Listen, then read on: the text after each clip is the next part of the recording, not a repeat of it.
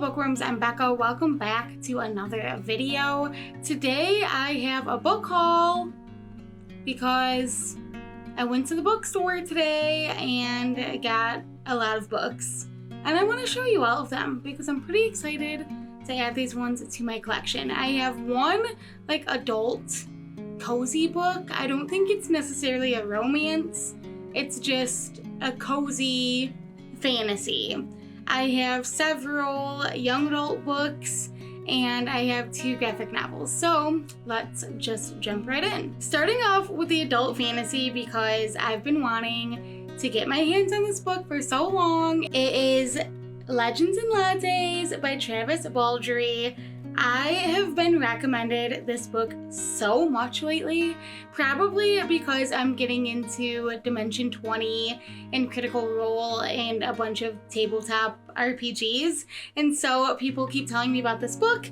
From what I can gather, it's about an orc named Viv that is hanging up her sword and opening the first ever coffee shop in her city of Thune, but nobody there even knows what coffee is. So it's just a really cozy coffee shop book.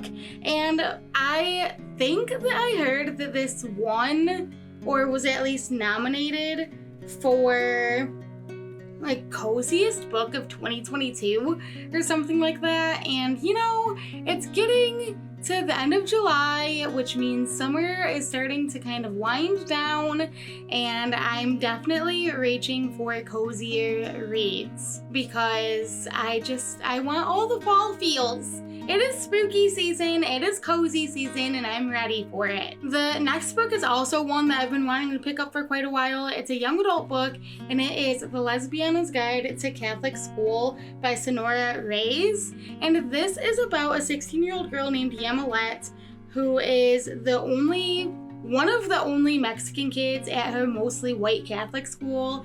And before she transferred to the school, she was outed by her ex-boyfriend and crush.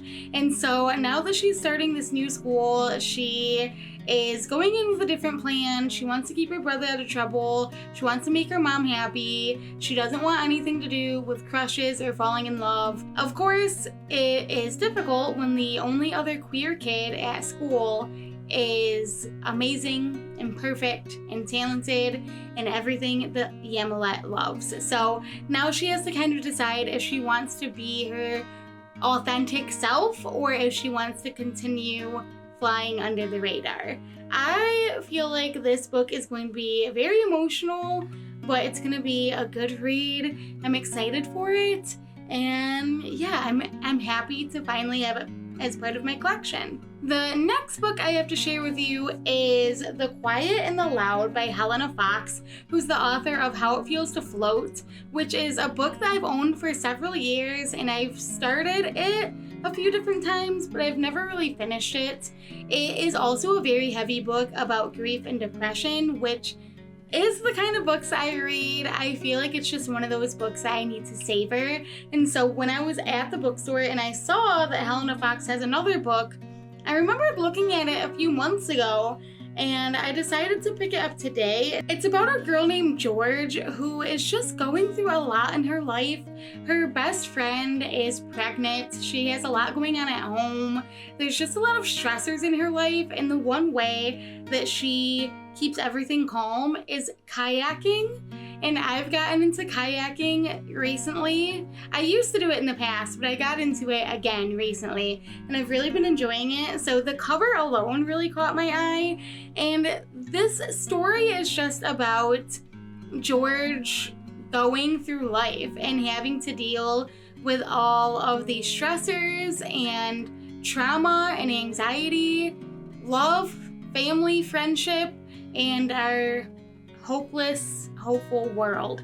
So I am really excited to read this one. I know it's going to be another heavy one if it's anything like How It Feels to Float so far, but I love books like this. And it was a blurb by my favorite author, Kathleen Glasgow, who says, "A writer to be reckoned with."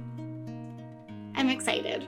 Next, we have a little bit of a change of pace. This is a YA thriller that was recommended to me today, actually. And I didn't find it at the bookstore, but I did find it at Target, so I knew that I had to snatch it up. And it is You're Not Supposed to Die Tonight by Callan Bayron. And this is about a girl named Charity who works at a summer camp, but it's like a themed camp where people go and pay to be scared. So it's like a horror summer camp. Kind of like if the Friday the 13th movies were a tourist attraction, essentially. And Charity's role in the summer camp is to play the final girl, which is a horror movie trope of like the last girl to be alive, essentially.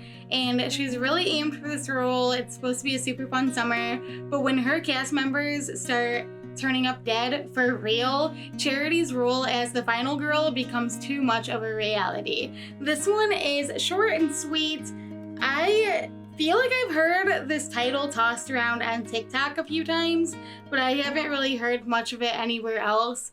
And one of my friends recommended it to me today, and I just knew that I needed to grab it and give it a try. I love a good thriller, and I'm hoping that this one will pack a punch. The next one I have to show you is another YA thriller, and it's one that I've had my eye on for quite a while, so I finally decided to snatch it up today, and it is She Is a Haunting. This is about a girl named Jade who is visiting Vietnam to see her estranged father while he renovates a French colonial house, and her main goal is to just survive the next 5 weeks while she's here and lie her way through it, because if she can say that she's straight enough, Vietnamese enough, American enough, she's gonna skate through and be able to have her college money that she was promised. But the only thing about this house is that it does not want to be lived in. And Jade keeps getting excruciating nightmares throughout the night where the house is speaking to her, I think. It feels like the house is going to be a metaphor for all of Jade's anxiety. So I'm kind of interested to see how everything plays out in the book. That's the feeling I was getting anyway, is that the house is a metaphor. But we'll see. The last 2 books I have to show you are graphic novels. The first one is Oaksy. I know I'm not saying that right, but it is based off of Finnish folklore and is a tale of mothers, daughters, stars, and legends in the old gods and the new. And it's about bears. And the cover really caught my eye. I thought it was so pretty. And then I opened it up to one of the first few pages and saw this beautiful artwork. And I was sold.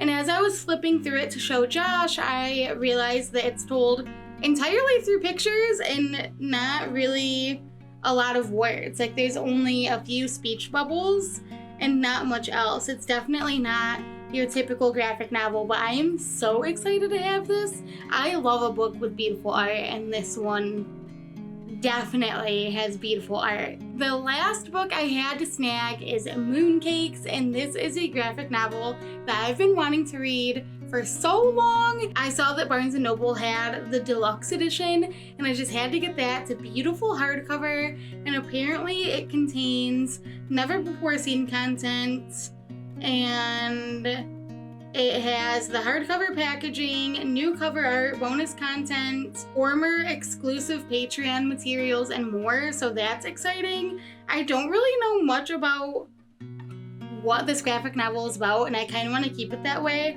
but the one thing that I did notice is that one of the characters on the cover wears hearing aids, and I needed it. I really needed it in my life. I've been eyeing this for so long. I've heard so many people talk about this graphic novel, and I'm just so happy to finally have it. So there you go. Those are all of the books that I have gotten recently. Let me know down below in the comments if you've read any of these books and what you thought about them. And also let me know what books you've gotten recently, because I need to add more books to my wish list. Definitely. If you like this video, make sure to give it a big thumbs up and hit that subscribe button down below to see more bookish videos and other videos. because I don't even know what this channel is anymore, honestly. We've also been doing a lot of reading sprints over on Twitch, especially on Saturday mornings. I want to start extending those more to be during the week. So usually in the evenings, we'll be starting streams with reading sprints, and I would love for you all to join us over there on Twitch. And all of my other socials will be linked in the description as well. That's all I have for you today, and I will see you next time. Bye!